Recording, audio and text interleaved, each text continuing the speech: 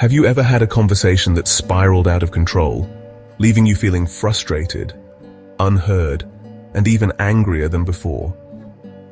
Maybe it was a disagreement with your partner, a tense meeting at work, or even a heated exchange with a family member. We've all been there. The truth is, conflict is a natural part of life, but how we handle it makes all the difference. Unresolved conflict can lead to chronic stress, damaged relationships, and even impact our productivity.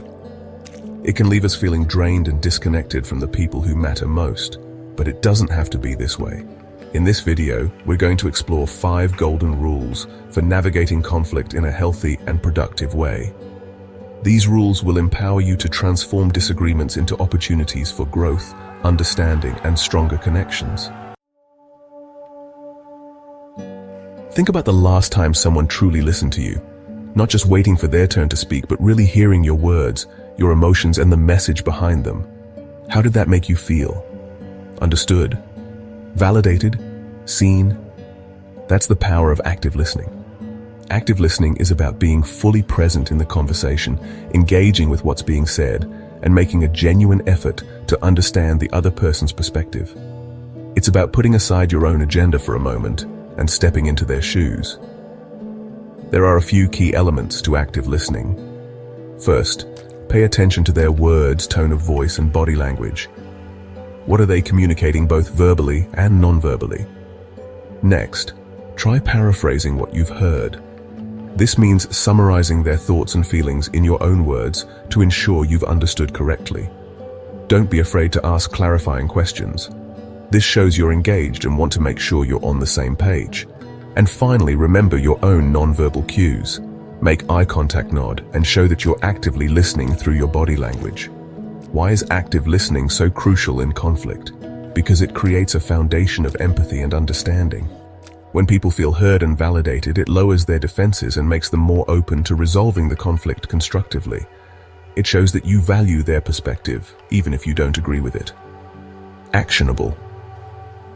Tip: the next time you're in a disagreement, before you formulate your response, try repeating back what you heard in your own words. This simple act can make a world of difference in de-escalating the situation and fostering understanding. Words have immense power. They can either escalate conflict or pave the way for resolution. One of the most effective tools for healthy communication during conflict is the use of I statements. An I statement is a way of expressing your thoughts and feelings in a way that takes ownership of your experience without blaming or accusing the other person. It focuses on your perspective and how the situation is impacting you. Let's compare this to you statements, which often come across as accusatory and put the other person on defense. For example, saying "you're always late" is likely to trigger a defensive reaction. Instead, try an I statement like, "I feel disrespected when I'm left waiting." Do you see the difference?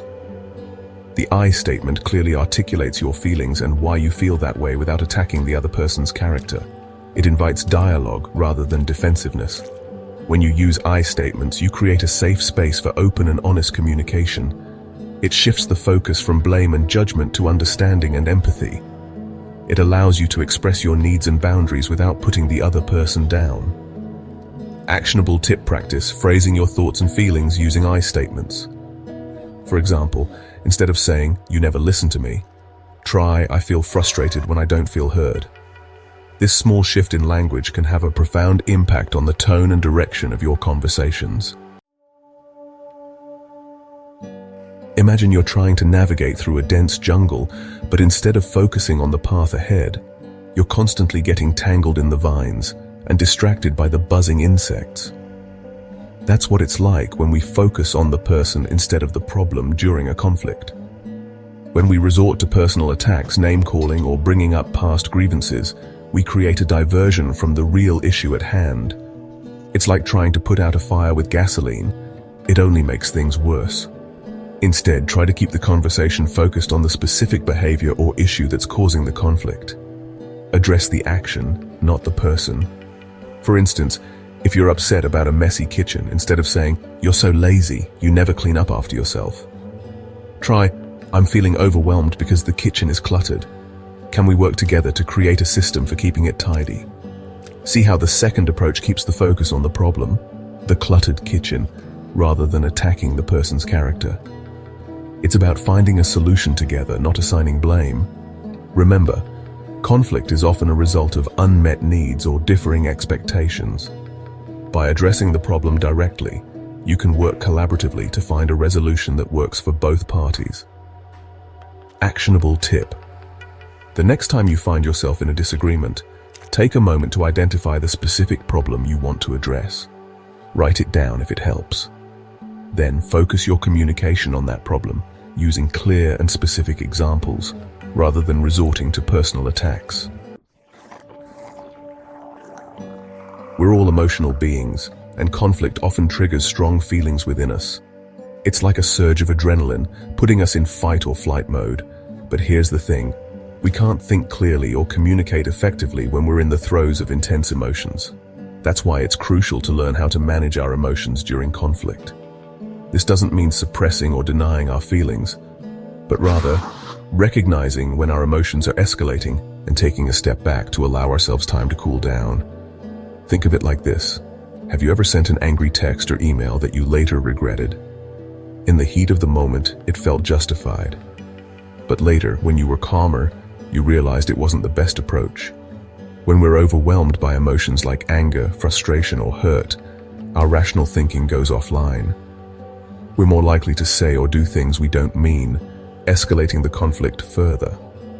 Taking a break allows us to calm down, gather our thoughts, and approach the situation with a clearer head.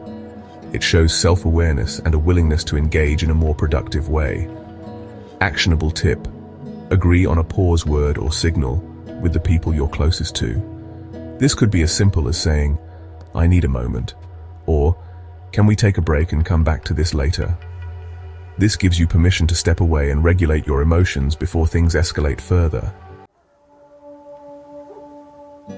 Conflict resolution isn't about declaring a winner and a loser. It's about finding a solution that works for everyone involved. It's about shifting from a me versus you mentality to an us versus the problem approach. When we approach conflict with a win-win mindset, we're essentially saying, "I value your needs and perspective as much as my own, and I'm committed to finding a solution that works for both of us." This fosters a spirit of collaboration and mutual respect. It's about understanding that compromise is not about losing or giving up. It's about finding common ground and creating a solution that benefits everyone involved. It's about recognizing that we're on the same team, working towards a shared goal. Start by asking questions to understand the other person's perspective and needs. What are their underlying interests? What are their non-negotiables? Then, brainstorm solutions together, focusing on possibilities rather than limitations. Remember, a win-win solution doesn't always mean getting everything you want. It means finding an outcome that you can both live with, that addresses both of your needs, and that strengthens the relationship. Actionable tip. The next time you're trying to resolve a conflict, ask the other person, what would a solution look like that works for both of us? Brainstorm at least 3 different options together, focusing on creative solutions that meet both of your needs. Remember, healthy conflict resolution is a skill, and like any skill, it takes practice. We covered 5 golden rules today: active listening, using I statements, focusing on the problem, managing emotions, and seeking win-win solutions. You don't have to master all 5 overnight. Start by choosing just one of these rules to focus on this week. As you become more comfortable with that rule, incorporate another, and then another. Which of these rules do you find most challenging? Share in the comments below. If this video resonated with you, give it a like. It helps more people discover these insights.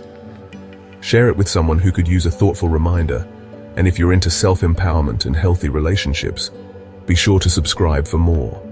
Watch the video popping up now or explore the channel for more content like this. Remember, when we communicate effectively, we create stronger relationships, healthier boundaries, and a more peaceful world. Thank you for watching.